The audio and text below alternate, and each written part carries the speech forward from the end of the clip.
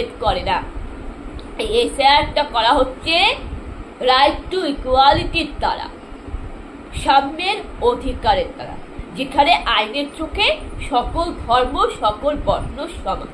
আর এই এসআইআরটা করা হচ্ছে যে সে যেই ধর্মের হোক না কেন, সে যেই জাতের হোক না কেন, সে যতই ধনী হোক অথবা যতই গরিব আর দরিদ্র হোক না কেন, আইনের চোখে সকলের সমান।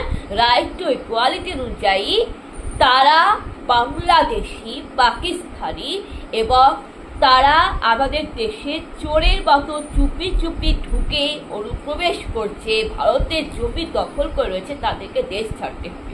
আর আমরা যারা ভারতের নাগরিক, আমরা যারা ভারতীয় সংখ্যালঘু, আমাদের সংখ্যালঘুদের মধ্যে যারা আমরা ভারতীয়, যারা ভারতের আসল নাগরিক, আমরা যারা ভারতীয় আদিবাসী, যারা আমরা আদিবাসীরা যারা ভারতীয়, ভারতের সন্তান, আমরা যারা ভারতের আসল নাগরিক, আমরা যেই ধর্মের হই না কেন, আমরা যেই জাতের হই না কেন, যেই বর্ণ যেই গোষ্ঠীর হই না কেন, আমরা ভারতীয় নাগরিক, আমাদের ভারতের নাগরিকত্ব থাকবে।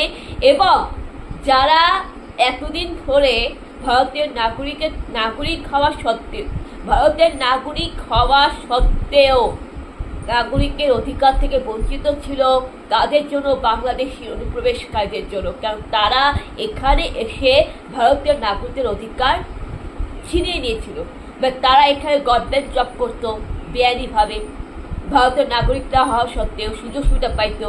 আর যারা বেকার মানুষ, তারা তো ভারতের নাগরিক, সুযোগ সুবিধা পাচ্ছে না, তাদের উন্নয়ন হবে। যারা চাকরি বাকরি পাচ্ছে না, কারণ এখানে যা সরকারি চাকরি করছে তাদের মধ্যে কেউ কেউ কিন্তু অনুপ্রবেশকারী, ভারতীয় নাগরিকদের অধিকারে ভাতে লাথি মেরে ছিনিয়ে নিয়েছিল। তাই এসআইআর হলে ভারতীয় নাগরিকরা যারা, তাদের উন্নয়ন হবে। এটা ভারত সরকার তো একদম সঠিক কাজ করেছে। অর্থাৎ ভারত সরকার এটা করছে যাতে আমাদের দেশের যাতে কেউ ক্ষতি না করে, ভারত মাতাকে সম্মান করতে, ভারত মাতাকে বাঁচাতে। আপনি যদি ভারতের নাগরিক হয়ে থাকেন, আপনি এসআইআর করতে দিন, এসআইআর করতে দিন। আর আপনি যদি ভারতের নাগরিক হয়ে থাকেন, তাহলে এসআইআর নিয়ে তো আপনার চিন্তার কারণ নাই। আপনি ভয় পাচ্ছেন কেন? আপনি এসআইআর করতে দিবেন না কেন? তাহলে কি ধরে নেব যে আপনি একজন অনুপ্রবেশকারী? তাহলে কি ধরে নেব যে আপনি দেশদ্রোহী? বন্ধুরা, বিষয়টা কিন্তু উড়িয়ে দেওয়ার নয়। আমি অনেক কথা যুক্তি দিয়ে উদাহরণ দিয়ে বুঝিয়ে দিলাম। এরপরে যদি না বুঝেন, তাহলে ভাববো আপনার মাথায় গোবর পোড়া। এটা আপনাকে মানতে হবে। আপনি দেশকে রক্ষা করুন। আর বুদ্ধিজীবীরা কাগজ কেন দেখাবে না? তাদের কাছে কাগজ নেই নাকি 2002 সালে ভোটার লিস্টের তালিকায় তাদের নাম নেই যে কাগজ তারা দেখাবে না? নাকি তারা অনুপ্রবেশকারী? কেন তারা এসআইআর করতে দিচ্ছে না? কেন তারা চাইছে না? কেন তারা ভারতের বিরোধিতা করছে? ইত্যাদি কোশ্চেন কিন্তু ডাল মে কুছ কালা হ্যায়, রহস্যজনক। বন্ধুরা, এখনো সময় আছে, এখনো সময় আছে, দেশকে বাঁচান। না হলে তো বলবো, আমাদের দেশের জন্য যারা লড়াই করেছিল, ক্ষুদিরাম বসু, নেতাজি সুভাষচন্দ্র বোস, বাল গঙ্গাধর তিলক, বিরসা মুন্ডা, সিধু কানু, ভগৎ সিং, এদের পরিশ্রম, এদের রক্ত, এদের কষ্ট, এদের কষ্টে, এদের রক্তে, এদের প্রাণে যে আমরা স্বাধীন হয়েছে, আমাদের দেশ ভারত স্বাধীন হয়েছে, সবটাই কি মাটিতে জলাঞ্জলি হয়ে গেল? সবটাই কি বিফলে চলে গেল? যারা আমাদের দেশের জন্য লড়াই করেছে, কষ্ট করেছে, যাদের রক্তে আমাদের ভারতের মাটি স্বাধীন হয়েছে, তাদের রক্ত, তাদের পরিশ্রমটা বিফলে গেল না? তাহলে আপনি তো সেই স্বাধীনতা সংগ্রামীদের অপমান করছেন। প্লিজ দয়া করে এই অশিক্ষিতের পরিচয় দেবেন না, ঠিক আছে? দয়া করে অশিক্ষিতের পরিচয় দেবেন না। আপনি যদি এইটুকু ভারতের নাগরিক হয়ে থাকেন, আপনি ভাবুন যে স্বাধীনতা সংগ্রামীরা কেন ভারতের জন্য আন্দোলন করেছিল, কিসের জন্য। আপনি এটা ভাবুন। আপনি এটা ভাবুন যে মুক্তিযুদ্ধ কেন হয়েছিল ৭১ সালে। আপনি এটা ভাবুন যে দেশভাগের যে লড়াই চলছিল, যে সাম্প্রদায়িক, সেখানে ভারতের অনেক বাঙালি মহিলাদের তখন বন্দুক চালাতে হতো। আমাদের ঠাকুমা বন্দুক চালাতেন, আপনার ঠাকুমা বন্দুক চালায়। আপনার ঠাকুমা কেন বন্দুক চালিয়েছিল? তাদের বিরুদ্ধে। কেন ভারত পাকিস্তানের বিরুদ্ধে যখন হামলা করছিল, তখন ভারতীয় বাঙালি হিন্দু মহিলারা কেন বন্দুক চালিয়েছিল?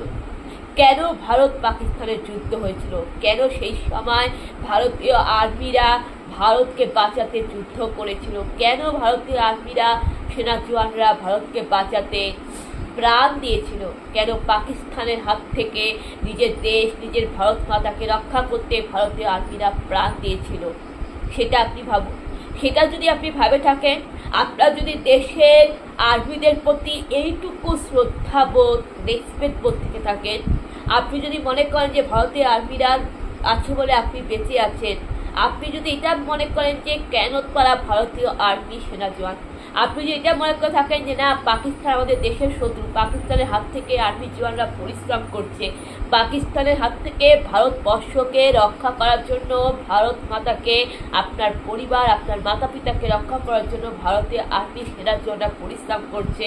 ভারত পাকিস্তানের যুদ্ধের সময় আমাদের বাপ ঠাকুরদা, আপনার বাপ ঠাকুরদা লড়াই করেছিল পাকিস্তানের বিরুদ্ধে, বাংলাদেশি রোহিঙ্গাদের বিরুদ্ধে, আপনার পশ্চিমবঙ্গকে বাঁচাতে বাঙালি হিন্দু মহিলা যারা আপনার ঠাকুমা, মা, দিদিমারা লড়াই করেছিল, তাদের প্রতি যদি একটু শ্রদ্ধাবোধ থেকে থাকে, তাদের কাজকে যদি সম্মান করে থাকেন, তাহলে আপনি এসআইআর করতে দেবেন।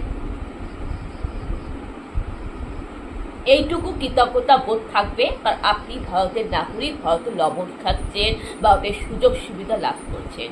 কিন্তু আপনি যদি এসআইআর করতে না দেন, তাহলে ভাববো যে আপনি বোধহয় ভারতীয় আর্মিদের সম্মান করেন না, আপনি বোধহয় ভারতীয় বিপ্লবী স্বাধীনতা সংগ্রামীদের সম্মান করেন না। বন্ধুরা, আমার এইটুকুই বলা ছিল। আমার যেটা সঠিক মনে হচ্ছে, যেটা ন্যায্য মনে হচ্ছে, সেটা বলেছি। কারণ মানুষের মুখের ওপর সঠিক কথা, ন্যায্য কথা আমি স্পষ্টভাবে বলতে জানি, আমি স্পষ্ট বক্তা। এতে কার কি খারাপ লেগেছে আমার কিছু যায় আসে না। আমার যেটা সঠিক আমি সেটাই বলেছি। যদি বলার মধ্যে ভুল ত্রুটি বা কোনো দোষ হয়ে থাকে, তাহলে মার্জনা করবেন। আপনারা সবাই ভালো থাকবেন, সুস্থ থাকবেন। আপনাদের সবাইকে নমস্কার। জয় যিশু।